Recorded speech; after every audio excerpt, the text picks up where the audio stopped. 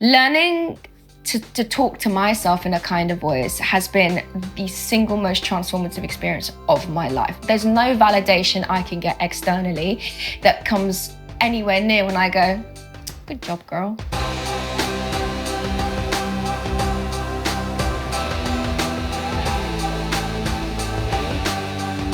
Welcome to the You and You podcast, hosted by me, Sanjiv Sangha. If you enjoy this episode and the podcast, please hit a like or leave a review. Your support means the world to me. In this podcast, we explore a new word or phrase in each episode and how it's impacted my life, the journey I've taken with it. My hope is to offer you some insight and perhaps a bit of inspiration to help you navigate whatever challenges you might be facing. Sometimes I'm very fortunate to have a guest on who will share their experience with us and what they feel about that phrase or word. Today, on this very special bonus episode, before I move into seasons, I am beyond excited to be joined by Nelufar Hedayat, who is an Emmy Award winning journalist and is a presenter and documentary filmmaker. So let's dive in and explore today's phrase together, which is deciding when to speak. Welcome, Nelufar. It's so good to be here. Really, really. The thing is the audience doesn't get to be here when I walk through the door and I feel your energy and I feel your presence and how incredible you are at making me feel welcome. So they've missed on all that. So we're going to have to catch them up. That's so kind of you. Like you were so warm and gracious. We haven't actually spoken before today. No. It's all been online. First day. Hope it goes well. Well, I discovered you on social media and it was a clip and it shook me to the core and it moved me.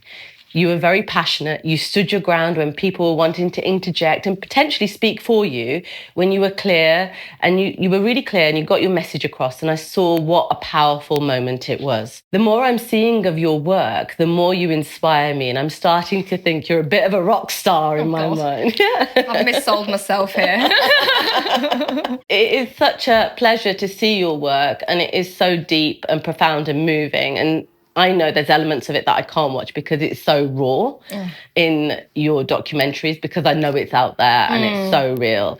And actually the clips that I have seen and your interviews that you choose when to speak in a really wise and profound way. And I think that we all have to make a decision on how we speak. But this is about you. So we'll go to the first question. In your work and life, what usually alerts you that the moment might require speaking up? It's been an evolution for me, and I'm sure it has for the listeners right now tuning in, because we're I can only speak from my pulpit as a brown Muslim British Afghan woman, and I say all this not because I'm trying to get people to see me in a certain light, but all of those things I just listed impact the power of my voice when I choose to use it and when I choose to stay silent. So in my early 20s, much like most of the young British girls going up in the UK, my voice was so weak. Energetically, I was still making documentaries in Afghanistan, Libya, Syria, the Congo. I was still traveling the world and experiencing incredible things. But my vibrationally, my voice was really weak because I was trying so hard to fit a narrative, right? The transition for me really happened when I decided that I don't need to tether my voice and what I say when I say it to anything except my authenticity. I'm going to say it again. I don't need to tie my voice to anything other than authenticity. And that's a mantra I've learned to just accept. It's taken the better part of 15 years to do that. That's really impressive, because having the ability to speak, being open to speak, it is a decision that you have to make and be willing to take quite a lot of hits for as well. Yeah. And it's not just hits like professionally or personally. I'm 38. And about 10 years ago, when I was 28, I got this incredible opportunity to make a series called The Traffickers, 8 episodes for streamers, where I went around the world and tried to understand why something is trafficked, right? And I spoke to the poorest, most disadvantaged people. I'm in places in like Indonesia and the Congo and you know, just some really difficult places where the people with the least, the people who were traumatized the most, were the kindest, most generous, most free thinking, and most vibrationally high people I'd ever met. So I always say I've had the privilege of sitting in rooms with people where they're telling me the worst day of their life, the worst thing that ever happened to them. And they're doing it with sincerity and love. And there's usually two reasons why people speak. They do it because they have to, or they do it because they want to, right? Yeah. Right. So for us in the Western world, we've complicated it. But over there, for example, in a particular scenario in Bangladesh, where I'm meeting a family who've sold, two members of the family have sold their kidney for money because they're, yeah, right? It's heartbreaking. It's heartbreaking. Like, who would want to do that because they need money? Like, it's butchery. It's butchery. It's tragic. It's tragic, but there has to be a market. There has to be a buyer. Someone has to want it. Someone has to ask for it. So I went through this really incredible period where I had to ask questions that were so difficult to ask. Why did you sell your kidney? Yeah. Why did you sell it and not your brother? And wanting to know the answers to those rather than having to get the scene in the bag empowered me massively. And that was it was the most difficult way of coming to terms with the reality of our voice has power. And my voice, particularly when I chose to speak and how I chose to direct my voice, really grew in those interviews, right? Yeah. I don't know about you though, because I mean, you've had huge situations in your life where you've had to decide, do I say something? Do I defend I mean, I don't know how it works for you. For me, when I speak in the past, it's come at a cost, because it's normally come out as potentially a lash out, as in, I've had enough. So it's a bit more, because I am the youngest of lots of siblings. So I definitely didn't feel seen, because there were people to speak for me to a certain degree. But that's okay. I love my family. So, you know, that I don't have a problem with it, because we all have our things that we need to kind of work through and grow through.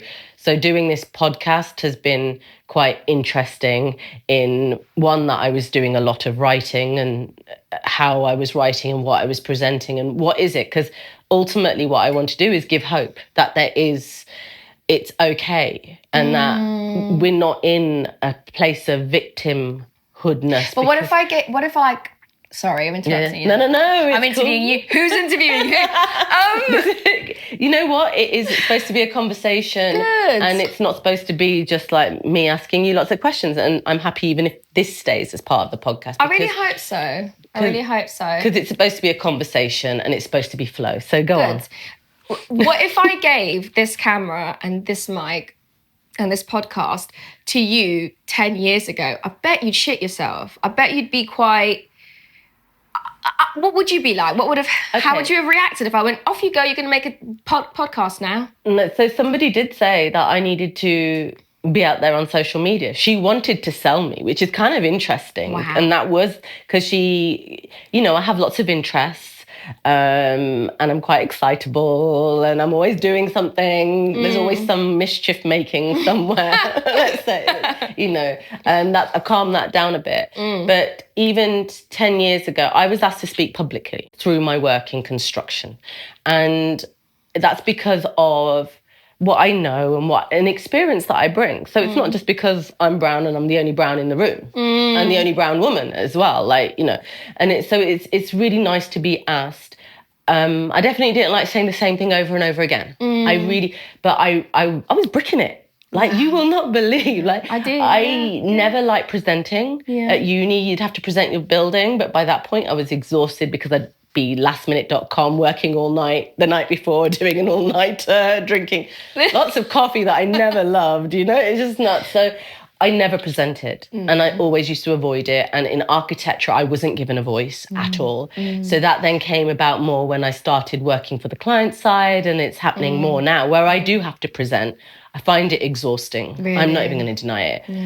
But I'm a bit more engaged. I'm a lot more, I know what I'm talking about. I should have that confidence, but it's actually about self-belief. So when you have a voice, it's about your belief in yourself rather than what you think other people think of you. So there's a really interesting concept. More. Yeah, but listen, the first person that you need to address when you're speaking is yourself. Oh, yes. That's been my biggest block. So it took me, I think I knew I was getting into this because the stars were aligned and, but it still took me quite a while to have the courage to do it. And then even now posting on social media, I find it a little bit challenging, but then it's mindset. So I need to start thinking, oh, it does work. I can do it. But then, I work long hours. I love where this conversation is going, because one of my biggest preoccupations at the moment is understanding what is the point of speaking up in an age where all of our voices are equal, they're all online. One of the best things about the digital revolution, not the AI revolution, I want to be careful, but one of the best things about the digital revolution is that your voice, my voice, and Desmond Tutu's voice and Obama's voice and Malala Yousafzai's voice are all the same, because we're all on the same platform, and you might flick through my voice, your voice, or any of those people's. So there's that to contend with as well. For so many of us, it's a question of like, well, I'm just shouting into the void. It is a little bit like that, because I do wonder, because I don't get paid for this. No. I'm not making any money. So I actually pay money because I pay to get them edited. But that's because I want to save myself some time and headspace, because it really stresses me out, the idea that I might have to spend 5 hours editing, because I can do it. Yeah. I'm quite fortunate.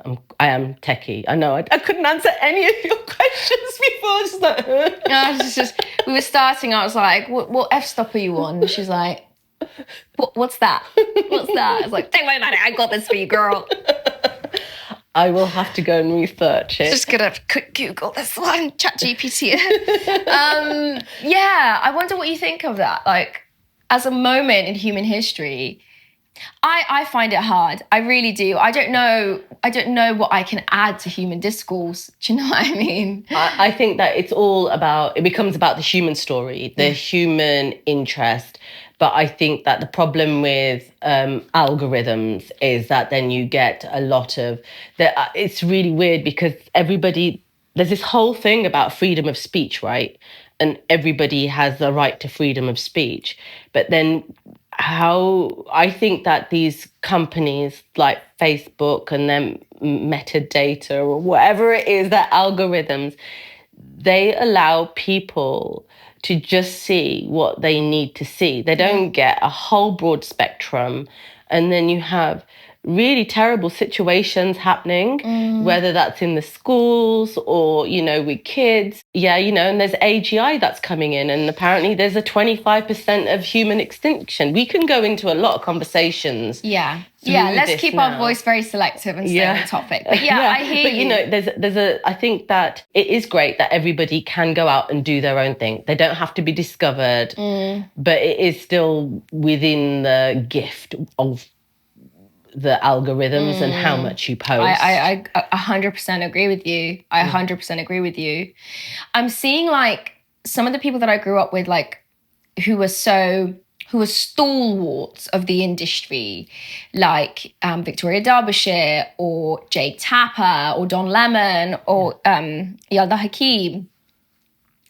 They're all on TikTok, right? With their own like private channels, in their pajamas sometimes, or in their like loungewear, doing a breaking news TikTok. And I'm just like, what are you guys doing here with us? Like it's come to a point now where the dissonance in knowing when to speak is at every level of society, which is a great opportunity to know your voice, what you stand for, and to really sharpen and focus and hone in on how you feel about speaking up. but you mention all those people and they're doing their TikTok videos as breaking news.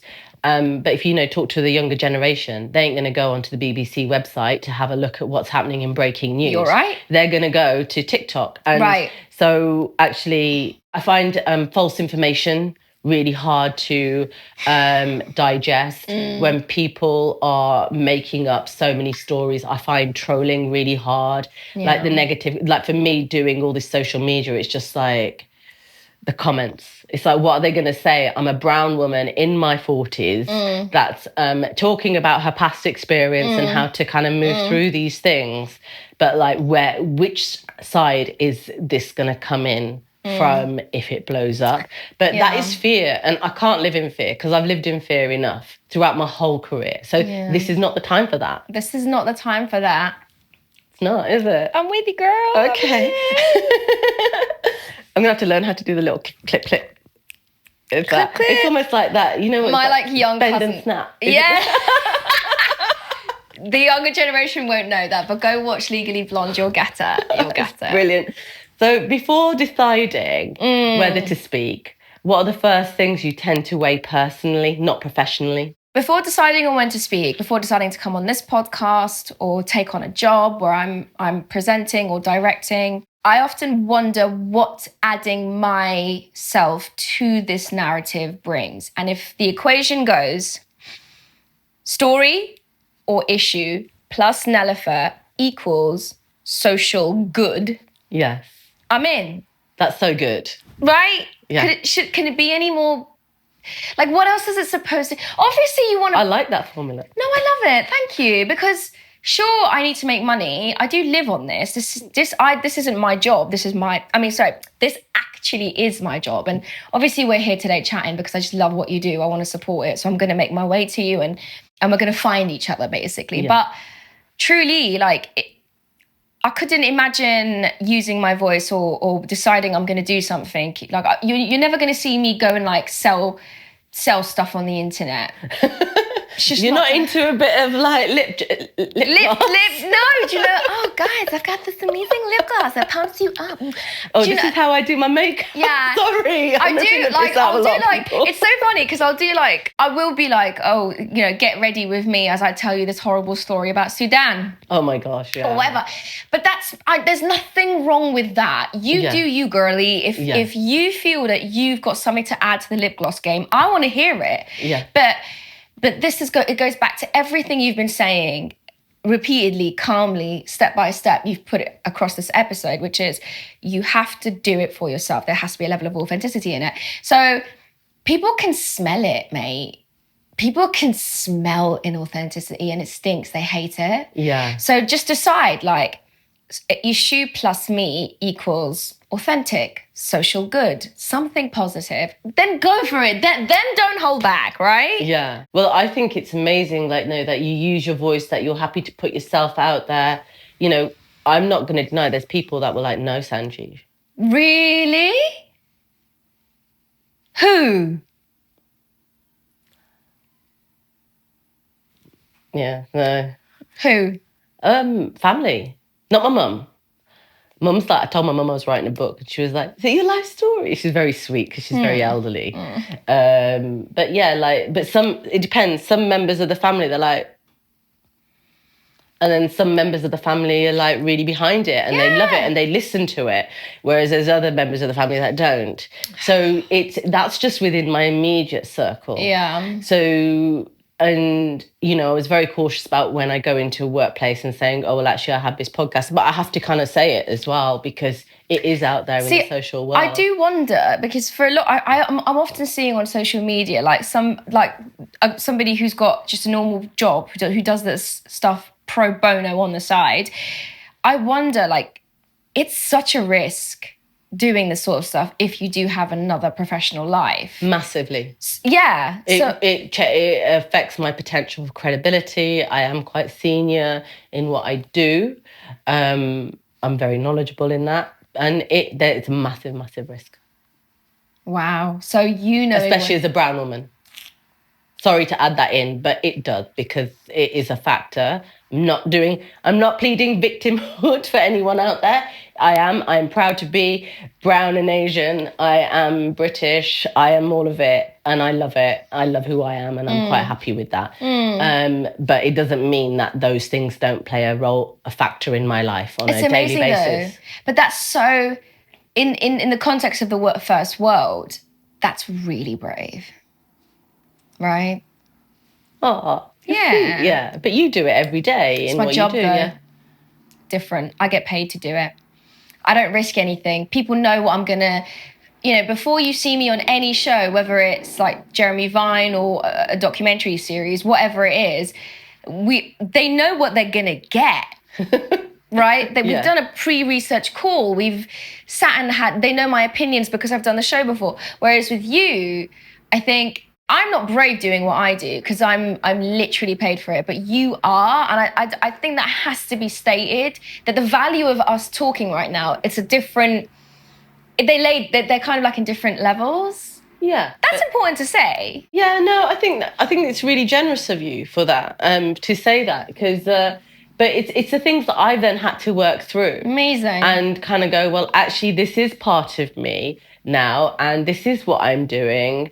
Because then you have to think about the reasons why you're doing it. And it is that I want people to think that actually it's going to be okay. Yeah. It can be okay. Because there's so much awful stuff happening, and there's so much divisiveness within social media, within all these platforms, and what the media does portray. Well, actually, no, there is collaboration, and there's a lot of love out there, and there's a lot of genuinely kind people. Yeah. So, and I have to remind myself that a lot. I think that we can all speak. In a lot of my issues are around mental health, and it's not because of actually some of it has come from my career path, but some of it, most of the things, like with most people, it's from way back when, that they didn't even realize it was happening, and then you have to have an acceptance and build around it and just work through your problems, really, and just decide how you want to live.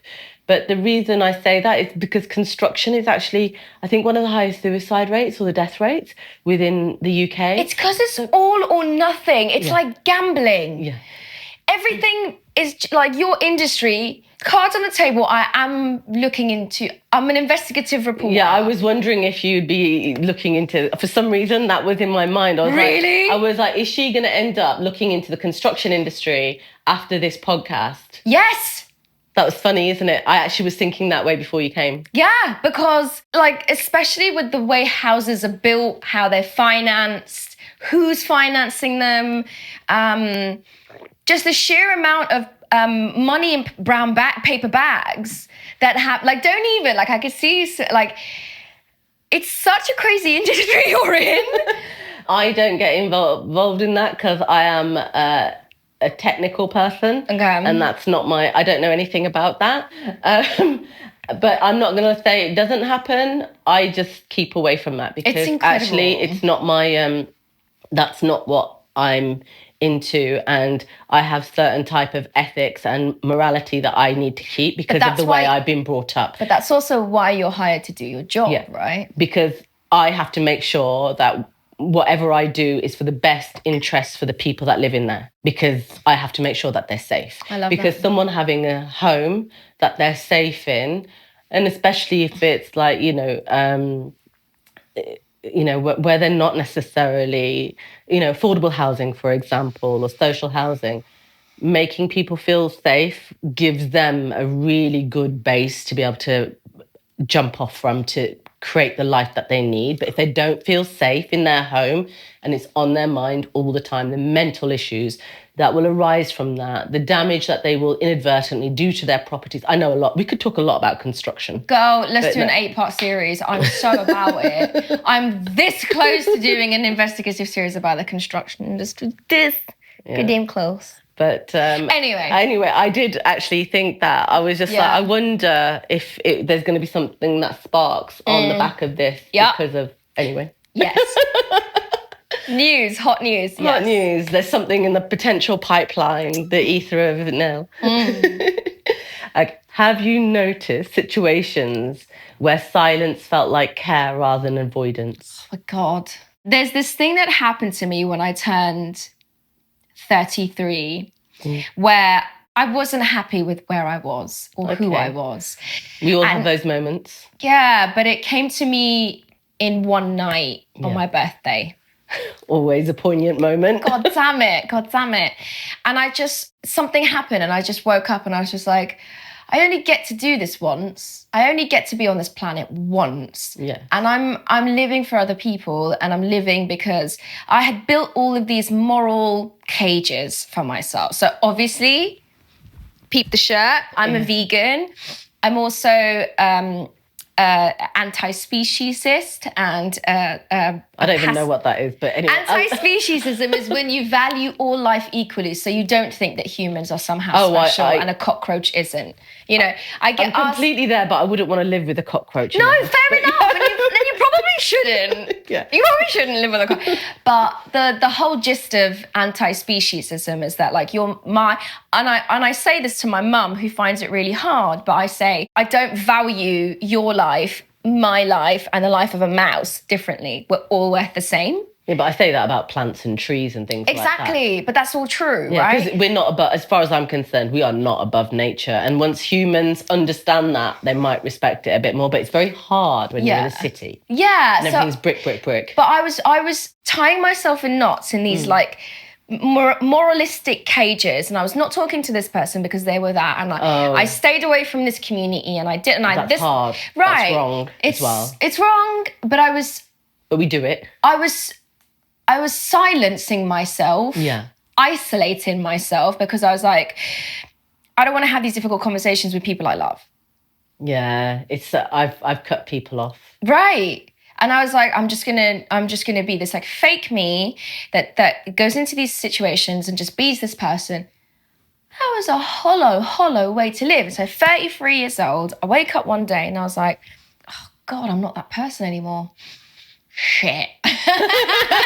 Because now I'm having interactions with family. Yeah. And I'm like blurting, things are coming out of the corners of my mouth that I haven't said. Yeah. But I feel. So that was a real challenge. Yeah. Over time, I've realized that silence is so loud. It's so loud. And before I had that moment of awakening, I was talking incessantly, but I was silent. Yeah. So my mouth would be full of words, and I'd speak, and I'd go on stages, and huge stages, and I'd say things, but Nelufar, wasn't saying a word. So now I'm in a place, and I wonder if your audience can relate to it, where I'm just like, when I'm silent now, it's actually me being silent, not some kind of desire to change the other person's view or expectations of me. Does that make sense? Have I said anything? You have. Okay, so let's see. I've got to unpack this, because what you're saying is, before you said words that maybe pleased people, what they wanted to hear, but now actually, if you don't have something to say, and you don't necessarily say it because there's no need to, because actually, why do you need to address something that isn't necessarily relevant for you? Right. But then you kind of, because it is like, sometimes we can add things to something just because you want to talk. But you and I, we've both sat in rooms of people and we've had full conversations, and there's not been a single second of silence, but neither of us have said anything. So if you rewound the time and started that again and you just stared at each other, the conversation will be worth the same. So it's such a powerful question you ask, because I think about this deeply, profoundly, that when I choose to be silent now, it's saying, it's an expression of who I am. Whereas before, I was always silent. I was just talking through it, right? Yeah. I think I only talk if I think that there's something to be added as value. And then it's quite funny, because there's a recent thing. We had somebody coming into the office. They were doing a talk, and I didn't want to go into it. because I wasn't interested in this product. I was just like, but I had to go because all the wider team were going, and I knew they were going to talk about something that they were not qualified to talk about. And so then I had to go in, and then I just ever so often had to interject to correct them. I was like, no, well, it's like this. And they're like, it annoyed them. Oof. But it's like, and then I turned around to my other head of department, like another head of department. I said, well, I had to come in because I need to make sure that the team are being told the correct things by the right people, not somebody that's just kind of like not even relevant to this conversation. Yeah. Coming in and speaking about something that they don't quite get. Yeah. And they're not qualified to talk about. Right. So sometimes you do have to, and you're not necessarily liked for it. Yeah. And I turned around and I was like, I didn't comment on every point. Yeah. I just did it a few points to make a point. And then I got the right people in to do that presentation. It's amazing, but that's the power of knowing the the value of your voice, right? Yeah. That's it. Yeah. Because what would happen is that after that, I would then have to constantly be on the back foot, having verbal disagreements, not like loud, shouty, but conversations. They'd be like, well, this person said this. And I'd be like, well, actually, they weren't correct. But how do you know? Right. It's like, yeah, There's I've been a cost toe-to-toe. to it, isn't it? It is. And like, you have to, like, sometimes you have to put yourself in the room, even if you don't want to, because... Yes. Yes. And I have to do that sometimes. And I'm just like, yes, okay, then this is, I have to do it because I am a responsible person and I want everybody to, my job there now, it's not like I want to be a CEO of a construction company, but my role is to help guide people to be the best possible self. I always find that over time, people start just, I'm like, you just like talking, you're speaking like me now. Because like they start kind of, because they've heard it, they kind of know what I'm saying and they're starting to get it. And I'm like, they're becoming mini me. I love that. But that's the influence you're having. In one way, that's another way to look at it, right? Yeah, no, it's a positive thing. At first it was like, what the hell? Yeah. Really? I was like, what's going on here? They're using my lines. There was an interesting thing that I heard, and it was someone saying about what is the difference between nice and kind.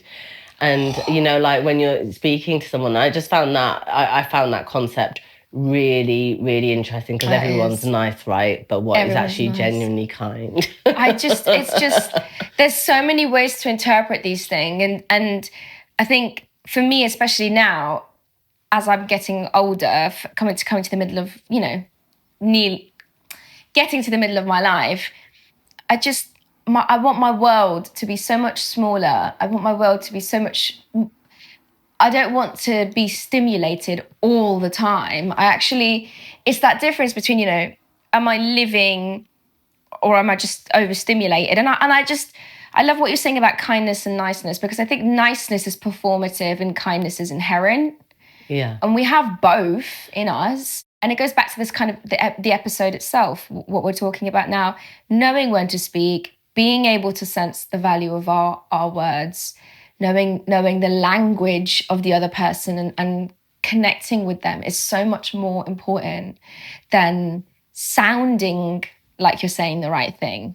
Yeah, because then it doesn't come from a genuine place, and then you're you're rumbled, aren't you? It's That's it. And who wants inauthenticity? It's weird. It's the platitudes, isn't it? Kindness is a series of platitudes but actually genuine interest. You can tell when someone is genuinely interested, not looking over your shoulder. And that idea of, I actually wrote this morning, like, you know, I need to be a bit more kinder in how I speak to myself, because I think because I've gone through a lot of new things and I know this, but, you know, I suppose it's the start of the year and I just had a cold and I've still got it. She's had a cold, guys. I've got the drama. Awful. It's worse than a man flu. It's a woman flu. It's way worse. Way worse. So, you know, you kind of like, then you're a bit flat, aren't you? And so you kind of go, well, actually, it's all right. And I think the first space of kindness is to yourself. If you can't be kind to yourself, it's very hard to be kind to other people. I mean, absolutely, exactly. But don't, oh God, is a journey worth going on if you know you're going to fail?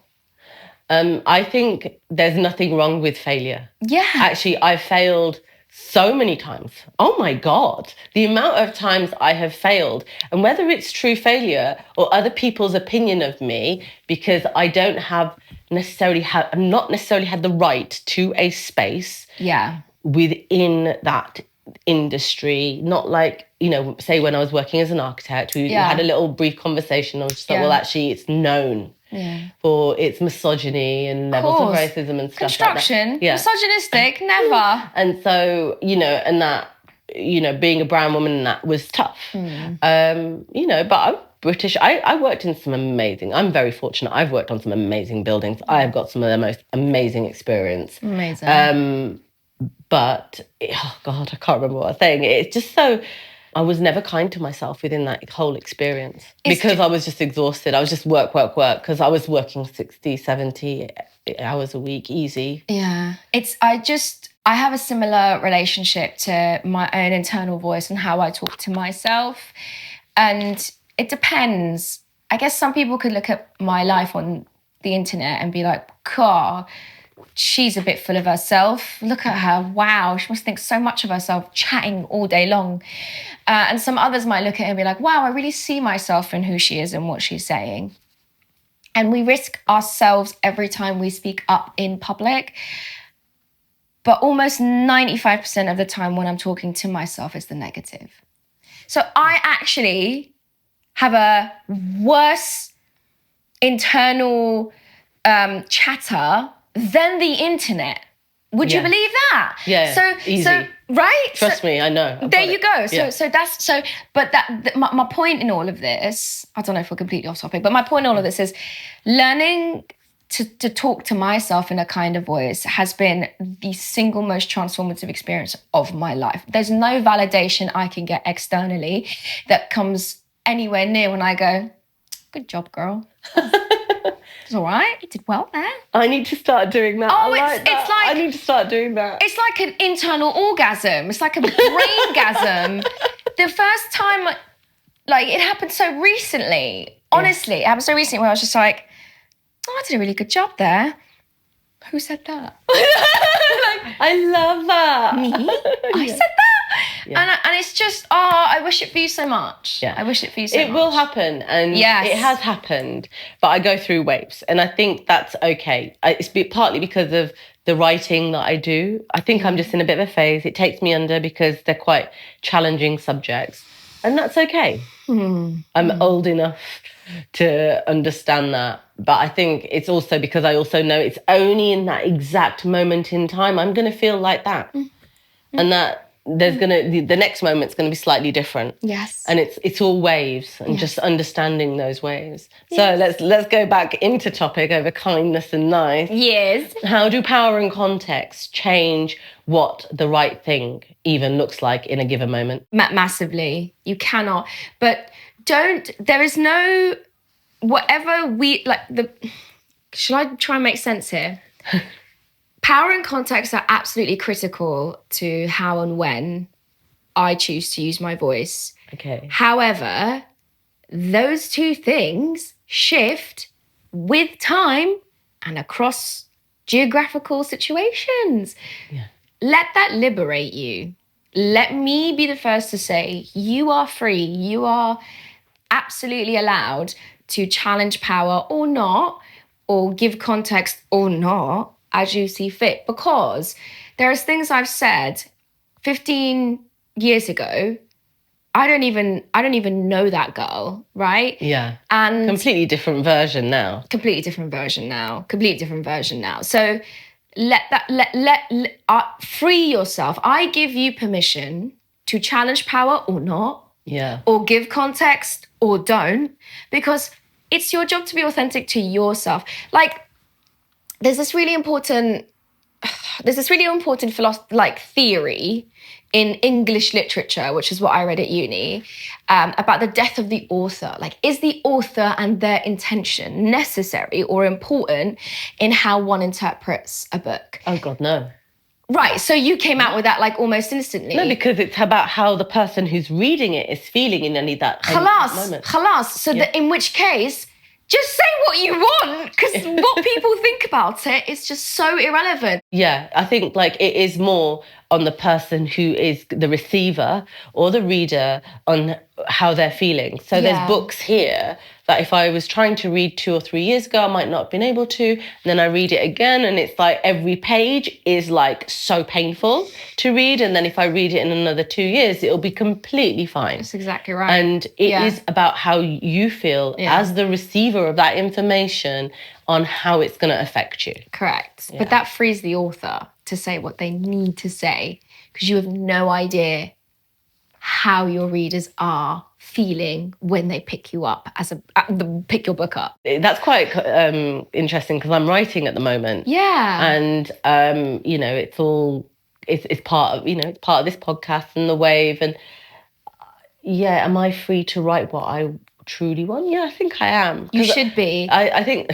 Sorry, that's the plants. They're welcome. Where's the little fly? Come back. No, go on. Yeah, so it's just more the kind of, it's about making sure that whatever lands is in the right way. The best way that I would want it to go, rather than somebody kind of going, oh, she said this.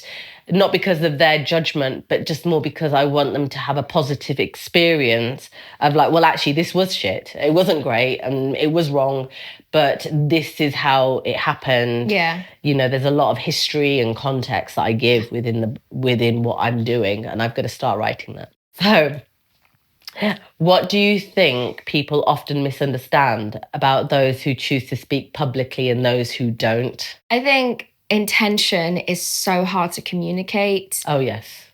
It's just one of those things. For people to speak out publicly about something, like, for example, we had the Me Too movement a few years ago where women from one of the most privileged communities on the planet, Hollywood, movie sets, were saying that they were treated very badly, and then the cover-up was almost as bad as the crime. Yeah. And within that, choosing not to say anything was probably hundreds of thousands of people, hundreds and maybe 1,000 women spoke up, but tens of thousands, if not hundreds of thousands of people knew and said nothing. Yeah. And were affected inadvertently, their families, their wives, their girlfriends, their children, everything, sisters. So in that situation, those that spoke took on a risk that was another level compared to those that didn't speak. But those that didn't speak overall kind of won the public discourse, and not enough changed. Yeah. So in this world, in this day and age where you've got global conflict, where you've got oppression on unhinged scales. Yeah, it's crazy. It's horrible. It's horrible. But you might really feel called to say something about the Uyghurs who are being systematically disenfranchised, and re-educated in China. You've got the gender apartheid in Afghanistan. You've got a genocide happening in Gaza. You've got, huge tensions going on in Sudan with another genocide happening there. And you might feel called to say something about Sudan, and then someone at the bottom of it goes, where's your opinion on Iranians? And you're like, fucking hell. Like, no, what's your opinion on the Beckhams? Oh my, don't. Sorry. You're going to give me a headache. I can't. But it's like those are so nonsensical issues. They're and so it's just privilege. And it's just like, I really find it difficult with the way the media, the news, they use these kind of subject matters, focusing in on Harry and Meghan or whatever, and now the Beckhams, when actually there's so many important things going on where people actually need to understand, like even just in this country. And I find that very challenging. Yeah. Not that you want to bring everyone down, but actually where's all the positive stuff as well? Yeah. Because there's slow news, isn't there? And then there's positive news as well. But I am part of mainstream media. Yeah. That's my job. There's no cabal of people sitting within the BBC going, let's tell lies and manipulate. No, that's literally untrue. No. But if enough people within the BBC feel disempowered to stand up to somebody who is maybe selecting what they put out and selecting what not to put out. Yeah. Well, so there's a voice of the collective that is really powerful but silent when it shouldn't be. And then there are individuals who risk everything to speak up. And that balance is wrong Yeah. at the moment. There's that, and then there's the whole clickbait thing as well, isn't it? It's about how many clicks do you get. You're gonna get my little vein throbbing here. Okay, I can't stand I think this clickbait chat. Like, what? What are you even like? Yeah, you know, we could run the story, but it's not. It's, you know, is it going to have that virality? It probably. Like, who cares? Yeah. If it reaches the right audience, and the right audience is half of that, you know, 500 people, haven't you done your job? Yeah, because really what you need is these conversations rather than the, like, you know, the two stories that I've mentioned that are consistently put out there. You need people to be talking around their dinner tables, don't you, that of the more serious things about how they're going to vote because of these effects. How can we make the right choices for people in this country as a community as a whole? And that's kind of gone away, I think. Yeah. Are there risks people underestimate when they're encouraging others to use their voice? Yeah, you have no idea what the other person is going through when you... I've had situations online where I'm speaking up for a particular cause or an issue, and I get like scoffed at, ridiculed, because they're like, why do you don't you care about this person or this group or this issue? Why do you keep going on about whatever? It's like, you have no idea where I'm coming from. And this is not a zero-sum game. Because I said something about Afghan women being stripped of their humanity doesn't mean I don't care about Sudanese people being murdered. Why is it a zero-sum game? When did this happen? Why is my compassion limited? Get out of my comments. Do people really say that? I can't believe it. How hideous.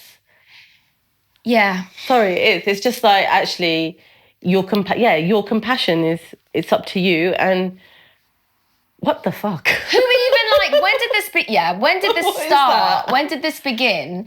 It's almost like the compassion police are out, and they want to and it's always women, right? It's never ever men. Hardly ever. When have you heard a man speak out about something and then in the comments section it's just like, you know, oh, you're getting really emotional, or this is you're going off on one, you should tone it down, or hardly ever. But when a woman does it, all of a sudden she might be over dramatic, she might be it's just, you get everything as a woman. You do. And that's why, like, I think it inhibits us when we do want to speak and speak in the right way, in the right places, because it's just like, well, what's going to come downwind now? But don't stop expecting women to do the emotional labor for society. It's so hard to have an opinion and speak up in especially, we've all got jobs, we've all got families, we know once you put something on the internet, it never goes away, right? So don't police compassion. Don't tell people where to lay their feelings and their support. Rather than waste those characters on the keyboard, go off and speak about something you care about. Well, I think that's that's a really poignant thing. Talk about the things that you care about rather than inhibiting other people and telling them how they should be. Like, who are you to say that? Yeah. How do you personally tell the difference between courage and compulsion? Ooh, that's such a good question. God damn, girl, you're putting me through my paper. How do I tell the difference between courage and... I think courage comes out of like a quiet fury. I think compulsion is a quick, fiery feeling towards something. Like if you saw a dog being stoned, you probably would be like, like, stop. Yeah. That is compulsive and courageous. But in the context of what we're speaking about, I think society demands that we tell the difference, that we know the difference between compulsive and, for example, do you remember around the Black Lives Matter protests? Yeah. Everyone on planet Earth had those black boxes to show some kind of allegiance, and you had like Kit Kat, you know, other chocolates are available. Or like, you know, you had all these companies, large companies putting their boxes up, and then almost immediately after, when you had a change of the guard in American politics, and you had the right-wing politics of Mr. Trump, all of a sudden those black boxes never came on again. The pride flags disappeared. That's compulsion is empty, vacuous, hollow. It's a quick fire hit to make yourself feel better. And I think compulsion... I think it's uncontrolled as well, isn't it? It's uncontrolled, and it is to reward you. Courage costs you. It's expensive to the soul. Yeah. Courage is painful.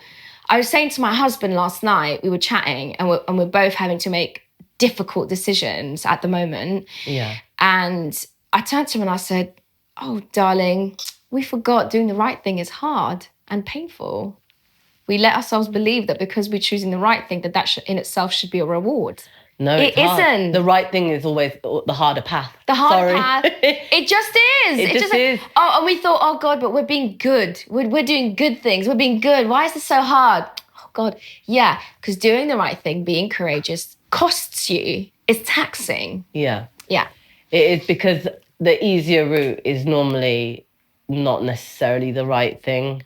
Yeah. Because the easier route is actually just to stay quiet. But it's not easy, it's compulsive, right? Yeah. It's the reward. It's like, I need this reward now. Yeah. Whereas to be courageous, I don't think... And you're normally putting yourself out there for somebody else or something else. Yeah. Like, so, you know, when I've had to be courageous at work, it's normally about other people. Mm-hmm. Mm-hmm. It's like going, well, actually, this isn't my shit. Mm-hmm. I don't need this. I don't want to know, really. Yeah. But actually, there's A, B, C happening, and this needs to be nipped in the bud. Yeah.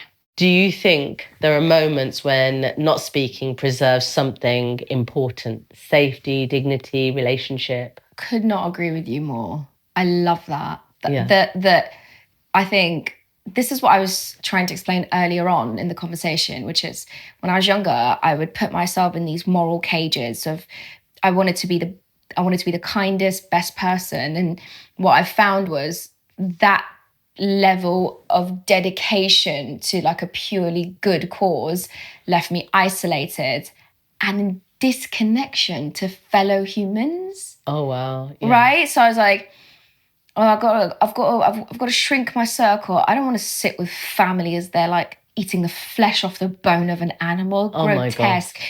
And I would sit at home and like go on these like tirades. Not only am I not getting my point across, that's not my audience. They don't care what I have to say about this. No. And now I've alienated them so much that they don't even hear my voice. Yeah. And now I don't want to be around them. They don't want to be around me. And that it just grew from that. So yes, I do think. I think that we have to be really deliberate with what we say, but that comes with time. Be generous and be kind to yourself. It comes with experience, and then actually going, well, you know what? I do love my family, and they have a right to their choices as well. They might not agree with me. Yeah. What helps you live with ambiguity of knowing that there are no clean answers here? I don't like ambiguity. I'm naturally drawn to clear-cut lines of right and wrong and good and bad. Yeah. But as I've grown up and become much more in tune with myself, become much more, I listen more to the silence and try to tune into people without words, and I try to look at society with no judgment.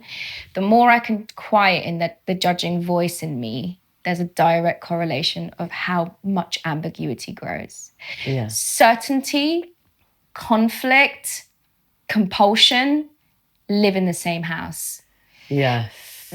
Uncertainty, a conversation and connection, and courage live in the same house. There is nobody on earth who has reached a place where they can be judgment-free who doesn't believe in ambiguity. It just is the fabric of the reality we live in. You can't live, there's a truth that feels really evident today. In 10 years' time, you're like, what was I thinking? Well, it's like science, isn't it? Everything gets proven wrong. Yes! You do something and you're like, well, that's not quite right anymore. Yeah. And yet it goes like, this is a whole new episode and I would love to hear your views on it. But coming to yourself, coming home to yourself, like the higher self, with a non-judgmental perspective is one of the most liberating experiences of life. Yeah. Without a doubt. And nothing can come from that, because when I lived in a world where morality and it was a fear-based existence, I was so scared I was going to do the right thing because I had been raised to be a perfectionist. Yeah. So you can't put a foot wrong, can you? Well, no, I can't, because I risked the love of my caregivers. So from there, I drew this really black and white world. And as I'm growing up, learning not to be judgmental, learning to view the world without that judgmental lens, ambiguity lives and thrives. And I'm more happier now, more connected to the people that I love and maybe don't love than I have ever been. That's great. That's so lovely. Yeah. I think that's a good place to leave it. Yeah, I think so. I think so. Nelufar, thank you so much for joining me today. And honestly, I'm so grateful for you and your time, your honesty, your passion, and the way you hold your voice with so much clarity and courage. And to thank everyone for listening to us and being here with us. If this episode resonated with you, please share it with someone who needs to hear it, and don't forget to subscribe. It really helps more people find the podcast. Thank you so much.